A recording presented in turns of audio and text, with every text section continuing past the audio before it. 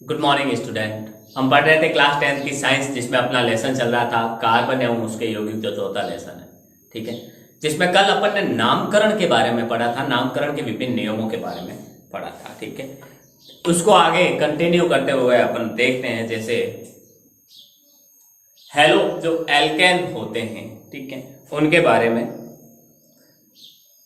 देखिए। एक प्रोपेन जो अपन लेकर उसके जो भी प्रतिस्थापी बन सकते हैं, उन प्रतिस्थापी से वो किस प्रकार से बनता है, उनका नामकरण कैसे होता है, वो अपन देखते हैं। तो देखिए, जैसे एक प्रोपेन लेते हैं अपन, देखिए प्रोपेन। अब प्रोपेन क्या होता है? प्रोपेन होता है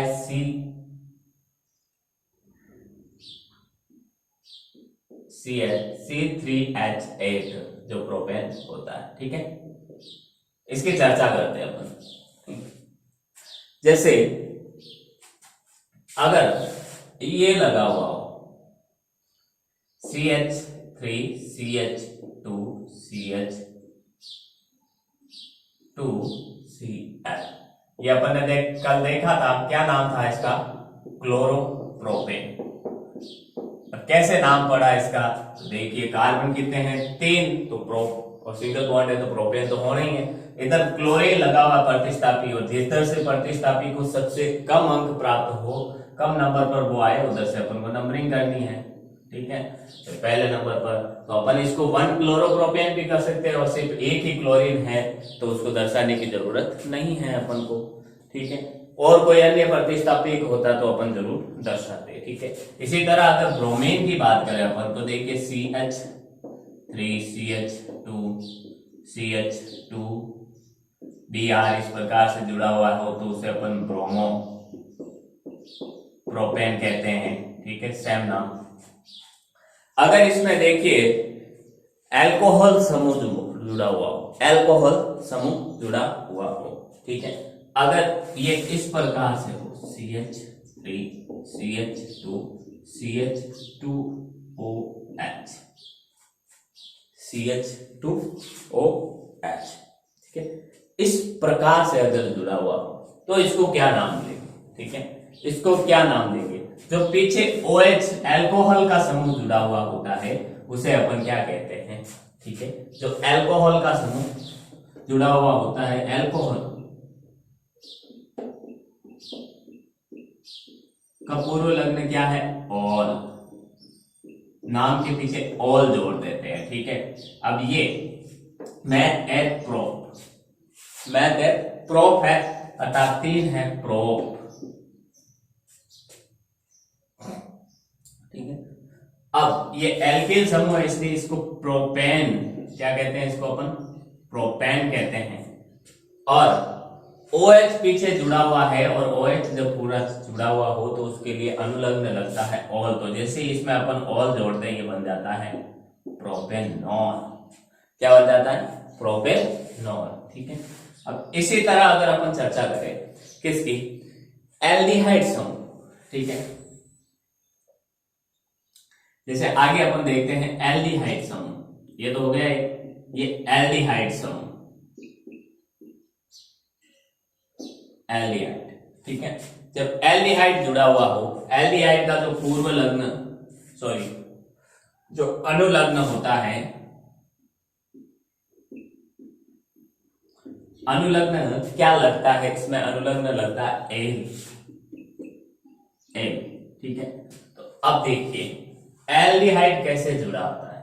ठीक है, CH3 CH2 CH3 CH2, फिर C, एक H और डबल बॉन्ड O, इस प्रकार से जुड़ा हुआ होता है। ये एल्डिहाइड पीछे O होता है, ठीक है, सिर्फ OH हो, ठीक है, तो वो ऑल अल्कोहल का है। ठीक है, CHO हो, ठीक है, ये CHO जुड़ा हुआ हो तो वो क्या होता है हमारा? वो होता है हमारा एल्डिहाइड का समूह। इसका नाम कैसे देंगे? देखिए, कार्बन कितने हैं? 1 2 3, 1 2 3, ठीक है, 3 कार्बन है तो नाम प्रोपेन। 3 कार्बन है और सिंगल बॉन्ड है सब में, तो प्रोपेन, ठीक है। और एल्डिहाइड का समूह जुड़ा और एल्डिहाइड का पूर्व लग्न होता है एल, तो इसमें जैसे ही अपन एल जोड़ देते हैं तो बन जाता है ये हमारा प्रोपेनेल, प्रोपेनेल बन जाता है। अब सर आप कहोगे कि सर इसमें डबल बॉन्ड भी तो है, तो ये एल्किल समूह कैसे हो गया? तो ये ध्यान रखना, रिवाइंड करके अपने दिमाग में वापस जाना कि भाई किसके बीच single bond, double bond, triple bond होना चाहिए? कार्बन कार्बन के बीच, कार्बन कार्बन के बीच सिंगल बॉन्ड हो तो एल्केन श्रेणी, डबल बॉन्ड हो तो एल्कील श्रेणी, ठीक है, और ट्रिपल बॉन्ड हो तो एल्काइन श्रेणी होती है, ठीक है। लेकिन कार्बन और अन्य के बीच हो तो वो अपन नहीं नोट करेंगे कि डबल है, ट्रिपल है, वहां भले 4 बंद हो, उससे अपन को कोई फर्क नहीं पड़ता है, ठीक है। देखिए आगे है कीटोन, अगला जो हमारा है इस वजह से कीटोन।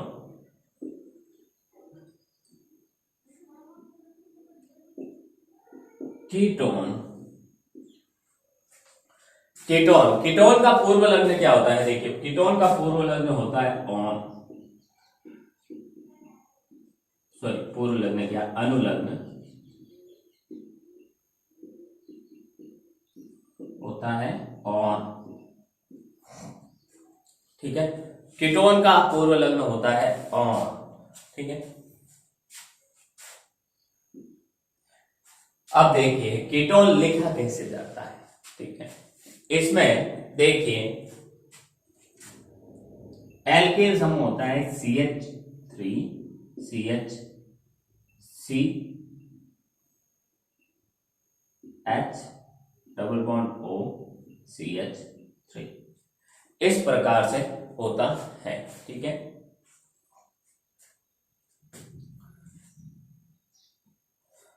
देखिए क्या ये मैंने सही लिखा है, कोई बता सकता है?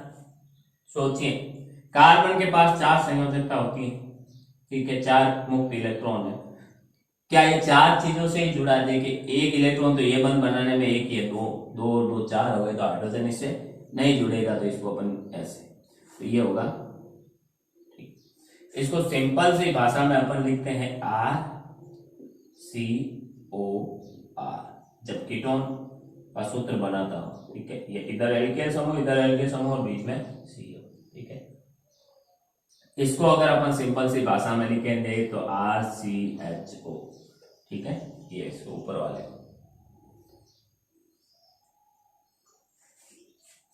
इधर देखिए RCHO, ये भी अपने माइंड में डाल, ठीक है।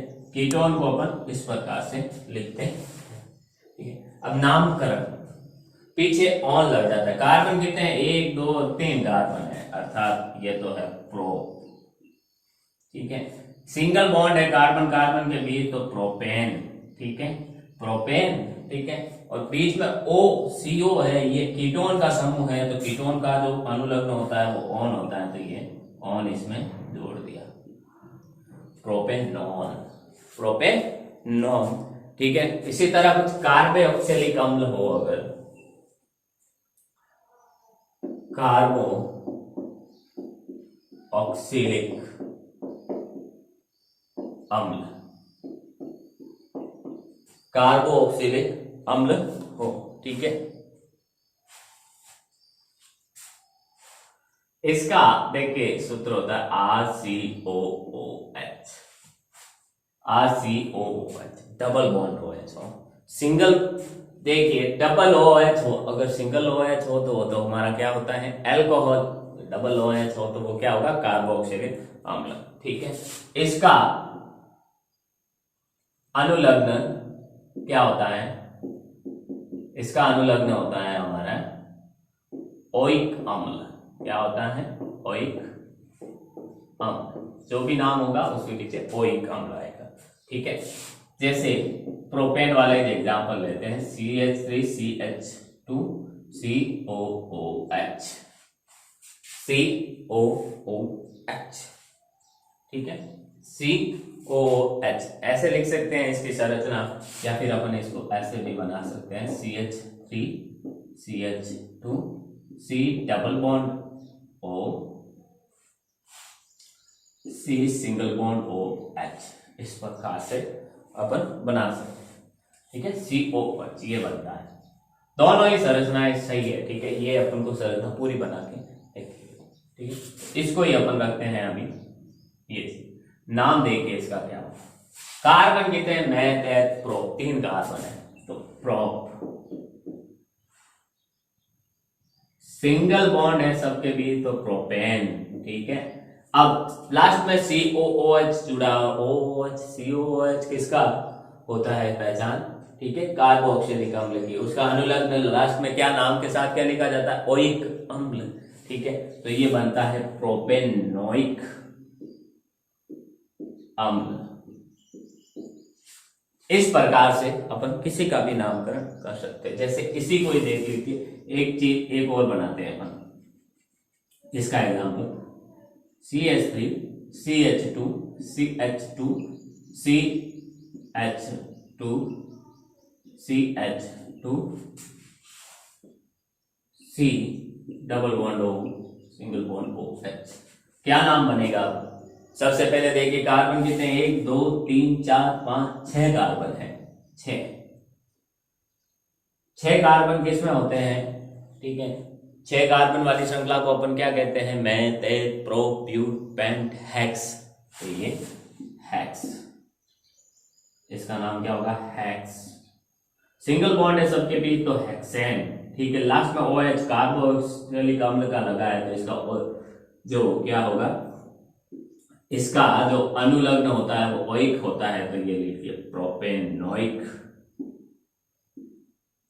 सॉरी हेक्सेनोइक अम्ल, ठीक है। तो ये नामकरण इस प्रकार से, और नामकरण सॉलिड सवाल क्वेश्चन पक्का 100% आने वाला है, ठीक है। 101% नामकरण का सवाल जरूर पूछा जाएगा, ठीक है। ये हो गया। आगे देखिए एक और एल्कीन, ठीक है। एल्कीन श्रेणी से अगर जुड़ा है, ये तो आपको समझ में आ गया होगा। तो अपन देखिए एल्कीन श्रेणी,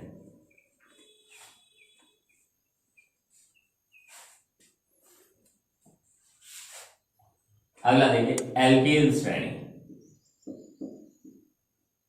जब एल्कीन जुड़ा हो, ठीक है, ठीक है। इसका अनुलग्न क्या है, इसका अनुलग्न होता है इन, क्या होता है, इन, इन, ठीक है। पीछे इन जुड़ा हुआ होगा, ठीक है। इसका देखिए जैसे सेम एग्जांपल अपन साथ में प्रोपेन से ही चल रहे हैं अब तक, तो सब प्रोपेन से ही देखते हैं। CH3 CH2, ठीक है, CH3 CH double bond CH, ये अब एल्कीन श्रेणी, ठीक है। अपन जानते हैं, अपन इसको तो पढ़ा है अपन ने, ये एल्कीन जब इसका अनुलग्न क्या होता है, इन कहीं पर भी डबल बॉन्ड हो, ठीक है, इस प्रकार से। तो मैथ एथ प्रोप, ठीक है, प्रोप। अब सिंगल बॉन्ड नहीं है इसलिए प्रोपेन नहीं लिखेंगे उसको, डबल बॉन्ड आ रहा है वहां पे, ठीक है। कितने नंबर पर, पहले कार्बन पर आ रहा है, ठीक है। तो ये हो गया प्रोपीन, प्रोपीन, ठीक है। ये हो गया हमारा प्रोपीन, प्रोपीन हो गया। इसी तरह एल्काइन श्रेणी की अपन बात करें, एल्काइन में क्या होता है अनुलग्न, आइन, इसका अनुलग्न क्या होता है, आइन, ठीक है। तो देखिए CH3 C triple bond CH2 C triple bond CH, ठीक है, इस प्रकार से। अब इसका 3 कार्बन है तो प्रोपेन, प्रोप तो फिक्स है, 3 कार्बन है, ठीक है। अब ट्रिपल बॉन्ड है तो इसका आइन होता है, क्या होता है अनुलग्न, आइन, तो प्रोपाइन, ये इसका नामकरण हो गया, ठीक है।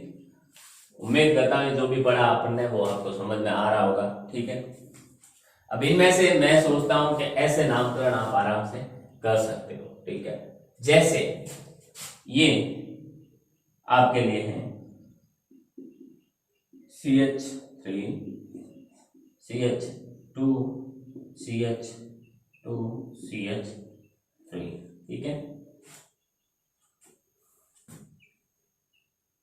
ये लो आपके CH2, ये OH,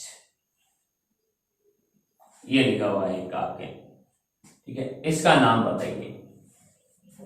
इधर देखिए OH किस में होता है, अल्कोहल में, अल्कोहल में होता है, पीछे ऑल लगता है, ठीक है। पहले कार्बन गिनो सबसे पहले, 1 2 3 4, 4 कार्बन है, यानी मैथ एथ प्रो ब्यूट, ठीक है। तो ये लिखा नाम हमने ब्यूट, सिंगल बॉन्ड है सब में तो ब्यूटेन, ठीक है। पीछे OH जुड़ा हुआ, OH किसका है, OH किसका होता है, अल्कोहल का होता है, अल्कोहल का अनुलग्न क्या होता है, ऑल, पीछे ऑल जोड़ दो भाई, ये हो गया ब्यूटेनॉल, ये इसका IUPAC नाम होता है, ठीक है। तो ये अब मैं उम्मीद करता हूं कि आपको ये अच्छे से समझ में आ गया होगा, आप इसका नामकरण आराम से कर सकते हैं। तो अपनी बुक से प्रैक्टिस जारी रखिएगा, ठीक है। स्क्रीनशॉट लें फिलहाल तो आप इसका।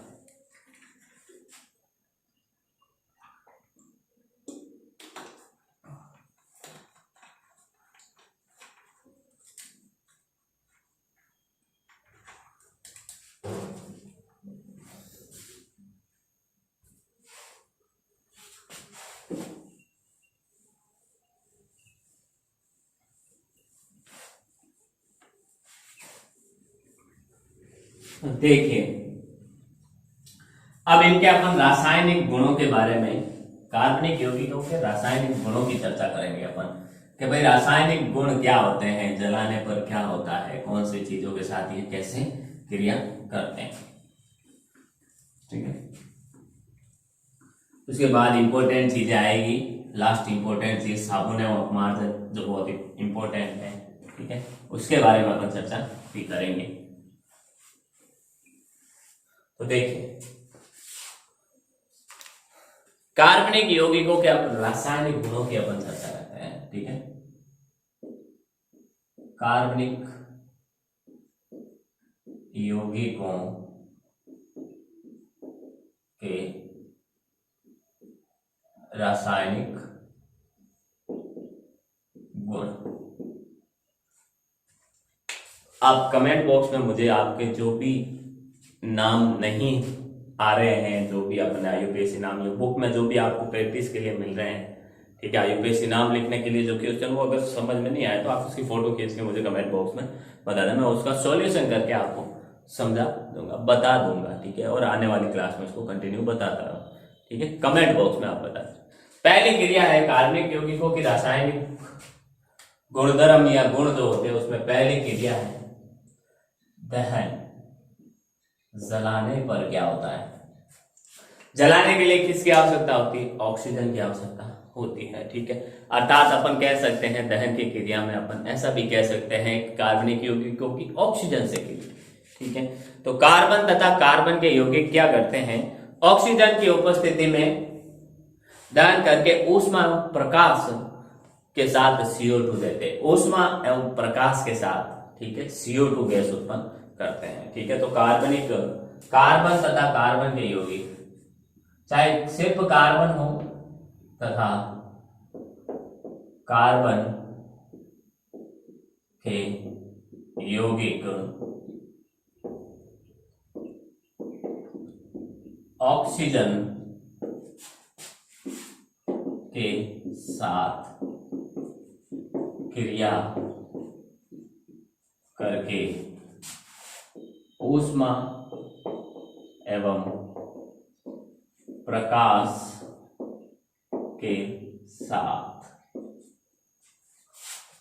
क्या देते हैं, CO2 देते हैं, अर्थात कार्बन डाइऑक्साइड गैस देते हैं। जैसे कार्बन से ही बनी हुई हमारी जो कोयला और लकड़ी होती है, ठीक है, इन दोनों ये कार्बन से बने हुए, जैसे अपन इनको जलाते हैं तो ये ऑक्सीजन की उपस्थिति में कार्बन जलकर क्या बनाता है, CO2 बनाता है, और साथ में क्या प्रकाश निकलता जलता है तो ज्वाला निकलती, ऊष्मा होती है, ठीक है।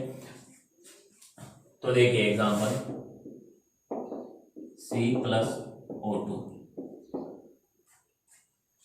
आगे देखिए CO क्या बनेगा इसमें, CO2 प्लस ऊष्मा प्लस प्रकाश, ठीक है, ये दो चीजें बनती है साथ में, ठीक है। आगे देखिए जैसे 2CH4 ये में 2CH4, ठीक है। तो देखिए प्लस इसमें ऑक्सीजन जब जलाते हैं तो ये ऑक्सीजन से क्रिया करता है, इसको जलाने पर, ठीक है, इस कार्बनिक यौगिक को जलाने पर क्या बनता है, 2CO2 प्लस साथ में थोड़ी सी जल की मात्रा 4H2O, ये ऑक्सीजन से क्रिया कर 4H2O प्लस ऊष्मा प्लस प्रकाश, ठीक है, ये इसकी अभिक्रिया में ये होता है, ठीक है। क्या निकलता है, एक तो दो अणु CO2 कार्बन डाइऑक्साइड के, 4 अणु H2O के, फिर ऊष्मा और प्रकाश दोनों निकलते हैं, ठीक है। इसी तरह अगर देखिए अपन CH3CH2OH, इसकी अभिक्रिया अपन किससे करवाते हैं, ऑक्सीजन से करवाते हैं, ठीक है, ऑक्सीजन से करवाते हैं इसकी अभिक्रिया। अपन क्या होता है, पहले तो इस चीज का नाम क्या होगा, अभी अपन ने नामकरण देखा, उसमें से एग्जाम्पल आया, ठीक है। देखिए OH जुड़ा है मतलब एल्कोहल समूह से, ठीक है, कितने कार्बन है, 1 और 2, मैथ एथ, ठीक है, 2 कार्बन हो उसको क्या करते हैं अपन, एथ, ये लो एथ। अब कहीं भी डबल बॉन्ड अपन को है नहीं, ठीक है, डबल बॉन्ड होता तो वहां पर हमें दिखाई देता, ठीक है, डबल बॉन्ड नहीं है इसलिए ये एल्केन श्रेणी या इसका अनुलग्न होता है एन, एथेन, ठीक है। पीछे OH जुड़ा हुआ है, ठीक है, अल्कोहल श्रेणी, और अल्कोहल श्रेणी का अनुलग्न होता है ऑल, तो ये है हमारा एथेनॉल, एथेनॉल, ठीक है। तो ये जब इसे क्रिया करता है तो बनता है 2CO, तो कार्बन डाइऑक्साइड गैस बनती है, प्लस 3H2 जल बनता है, ठीक है, प्लस ऊष्मा और प्रकाश, ऊष्मा एवं प्रकाश बनता है, ठीक है। आगे देखिए जो संतृप्त हाइड्रोकार्बन होते हैं, ठीक है, इनको जलाने पर स्वच्छ ज्वाला निकलती है। संतृप्त में कौन आते हैं, एल्केन आते हैं, ठीक है। तो संतृप्त हाइड्रोकार्बन को जलाने से कौन सी स्वच्छ ज्वाला निकलेगी, तथा असंतृप्त हाइड्रोकार्बन को जलाने पर कैसी ज्वाला, अत्यधिक काले धुएं वाली पीली ज्वाला निकलती है, ठीक है। जो एल्काइन होते हैं उनको जलाने पर काले धुएं वाली पीली ज्वाला निकलती है, बाकी एल्काइन को जलाने पर क्या होगा, स्वच्छ ज्वाला निकलती है। संतृप्त हाइड्रो कार्बन, ये नोट बना के लिखना आप लोग कि संतृप्त हाइड्रोकार्बन को जलाने पर, संतृप्त हाइड्रोकार्बन को जलाने पर स्वच्छ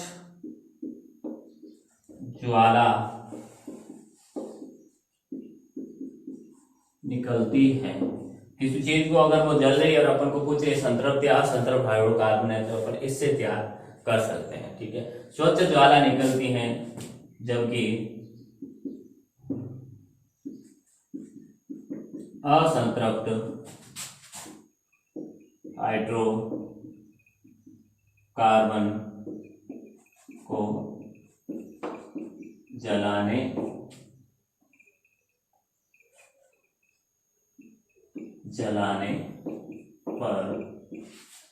जबकि असंतृप्त हाइड्रोकार्बन को जलाने पर क्या होता है, काले धुएं के साथ पीली ज्वाला निकलती है, पीली ज्वाला निकलती है, ठीक है।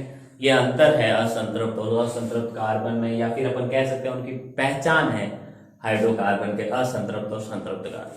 अगर कोई चीज चल रही है और उसमें से अगर ज्वाला एकदम स्वच्छ निकल रही है, किसी प्रकार का धुआं नहीं निकल रहा है, तो वो तो संतृप्त है। और जलाने पर क्या हो रहा है कि उनमें काले धुएं के साथ पीली ज्वाला वो निकल रही है, वो क्या कहलाती है हमारी, वो सब असंतृप्त हाइड्रोकार्बन में आते हैं। अगर अपन वायु की आपूर्ति ऑक्सीजन की ज्यादा मात्रा में जलाए तब तो ये इस प्रकार से होता है। लेकिन जब वायु की जो आपूर्ति है वो एकदम सीमित मात्रा में कर दे, ठीक है, कर देने से अपूर्ण यानी पूरा जलता नहीं है, पूरा जलता नहीं है तो संतृप्त हाइड्रोकार्बन से भी कजली ज्वाला निकलती है। अगर स्वच्छ ज्वाला निकलती है संतृप्त हाइड्रोकार्बन को जलाने पर, लेकिन वायु की कम उपस्थिति में या अनुपस्थिति में, वायु की अनुपस्थिति में तो जलेगा ही नहीं है, ठीक है, लेकिन वायु की सीमित मात्रा में अगर संतृप्त हाइड्रोकार्बन को अपन जलाएंगे तो वो भी कैसी ज्वाला देगा, कजली ज्वाला देता है, ठीक है। नोट, वायु की सीमित आपूर्ति में जलाने पर संतृप्त हाइड्रोकार्बन भी कजली ज्वाला देता है। ये भी थोड़ी बहुत काली ज्वाला के साथ चलता है, ठीक है।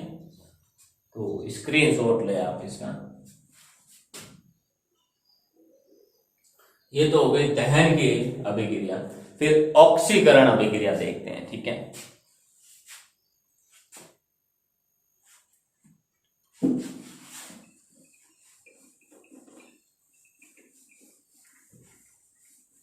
ऑक्सीकरण अभिक्रिया में क्या होता है, ठीक है। ऑक्सीकरण अभिक्रिया,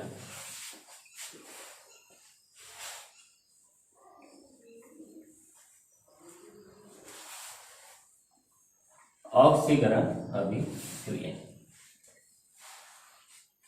देखिए ऑक्सीकरण अभिक्रिया की अपन चर्चा करते हैं। आगे देखिए ऑक्सीकरण, अगर ऑक्सीजन जुड़ती है इनमें तो क्या होता है, ठीक है। ऑक्सीकरण देखिए, जैसे एक ऊपर ही अपन ने देखा था, अभी क्या देखा था, जो नाम लिखा था मेथनॉल, ठीक है। अगर, ठीक है, अगर इनका ऑक्सीकरण, ऑक्सीकरण किसे कहते हैं पहले तो अपन ने ये पढ़ा है, उसकी चर्चा कर लेते हैं। अगर किसी पदार्थ में, अगर किसी अभिक्रिया में कोई पदार्थ ऑक्सीजन ग्रहण करता है या हाइड्रोजन छोड़ता है तो वो क्या कहलाते हैं, ऑक्सीकरण अभिक्रिया कहलाती है, ठीक है। तो देखिए जैसे एक पदार्थ अपन ने ऊपर देखा CH3CH2OH, एथेनॉल,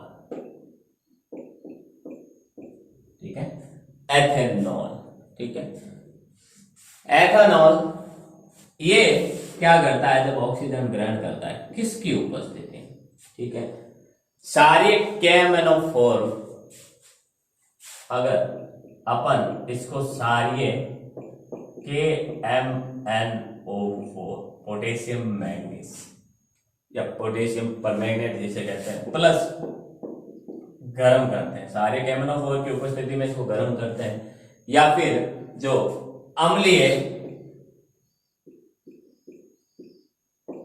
K2Cr2O7, ठीक है, पोटेशियम डाइक्रोमेट, इसको बोलते हैं पोटेशियम डाइक्रोमेट प्लस ऊष्मा के, पोटेशियम डाइक्रोमेट की उपस्थिति में इसको गर्म करते हैं तो क्या बनता है हमारा, ये बन जाता है CH3COH, अर्थात ऑक्सीजन से क्रिया इसमें आकर ऑक्सीजन जुड़ जाती है, एक हाइड्रोजन निकल तो दो हाइड्रोजन निकल जाती है इसमें से, ठीक है।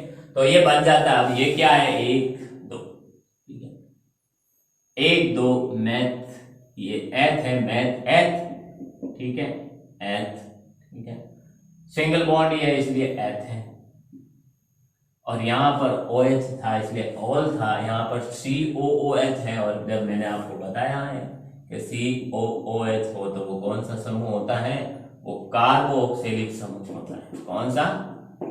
कार्बोक्सिलिक समूह। इसका अनुलग्न होता है ओइक अम्ल, ठीक है। तो यहां पर जुड़ जाता है ये ओइक अम्ल, ओइक मेथेनोइक अम्ल बन जाता है। क्या बन जाता है? ये मेथेनोइक अम्ल, सॉरी एथेनोइक अम्ल बन जाता है, ठीक है। तो ये इस प्रकार से अपन इसका नामकरण देख सकते हैं। अब कुछ पदार्थों में अन्य पदार्थों को ऑक्सीजन देने की क्या होती है? प्रक्रिया होती है, ठीक है। ऑक्सीजन देने की प्रक्रिया क्षमता होती है, उन्हें अपन ऑक्सीकारक कहते हैं। अर्थात जो ऑक्सीजन देते हैं उनको ऑक्सीकारक कहते हैं, ठीक है। और जो ऑक्सीजन ग्रहण करते हैं उनको अपचायक कहते हैं, ठीक है। तो देखिए पहले तो इनके नाम देखिए आप। सारिये, ये देखिए ये क्या है, इनके नाम भी अपन साथ में KMNO4, ठीक है। ये है सारिये। इसका नाम है पोटेशियम परमैंगनेट, ठीक है। और अगला जो अपन ने यहां पर दे रखा है K2Cr2O7, ठीक है। ये है पोटेशियम डाइक्रोमेट। तो इसमें अपन ऑक्सीकरण में लिख सकते हैं, क्या लिख सकते हैं कि जो हाइड्रोकार्बन होते हैं या कार्बनिक यौगिक होते हैं वो ऑक्सीजन ग्रहण करके क्या बनाते हैं? अल्कोहल बनाते हैं। और अल्कोहल के बाद अल्कोहल अगर ऑक्सीजन ग्रहण करेगा तो क्या बनेगा? कार्बोक्सिलिक अम्ल, ठीक है। कुछ पदार्थों में अन्य पदार्थों को ऑक्सीजन देने की क्षमता होती है, उन्हें अपन ऑक्सीकारक कहते हैं। उन पदार्थों को ऑक्सीकारक कहते हैं। तो नोट बना के लिखिए, ये सब ऑक्सीकारक होते हैं, ठीक है। इनकी उपस्थिति में इनमें क्रिया करवाने से क्या होता है? इनमें एक ऑक्सीजन जाता है। तो ये सब कहलाते हैं, ये ऑक्सीकारक कहलाते हैं। दोनों ये क्या कहलाते हैं? ऑक्सीकारक पदार्थ। कुछ पदार्थों में ऑक्सीजन, कुछ पदार्थों में क्या होता है? ऑक्सीजन। कुछ पदार्थों में ऑक्सीजन, सॉरी, कुछ पदार्थों में अन्य पदार्थों को ऑक्सीजन देने की क्षमता होती है, उन्हें ऑक्सीकारक, उन्हें क्या कहते हैं? ऑक्सीकारक कहते हैं। उन्हें हम ऑक्सीकारक कहते हैं, ठीक है। तो ये होती है ऑक्सीकरण अभिक्रिया। इसके बाद कुछ संकलन अभिक्रिया आने वाली क्लास में अपन देखेंगे। तब तक आप इसका स्क्रीनशॉट लें।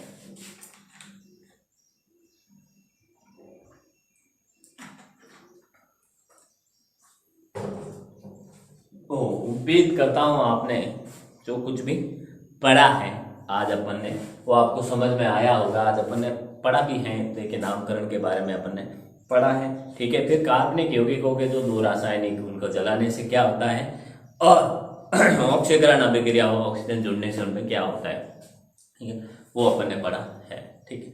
तो जलाने पर तो कार्बन डाइऑक्साइड गैस के साथ CO2, सॉरी, ऊष्मा और प्रकाश निकलता है, और ऑक्सीजन जुड़ने से वो क्या हो जाते हैं? कार्बोक्सिलिक अम्ल में बदल जाते हैं। ऑक्सीकरण अभिक्रिया, ऑक्सीजन जुड़ती है, जैसे जैसे ऑक्सीजन जुड़ती है उससे नए पदार्थ बनते जाते हैं। आगे संकलन अभिक्रिया अपन देखेंगे, उसके बाद प्रतिस्थापी अभिक्रिया देखेंगे।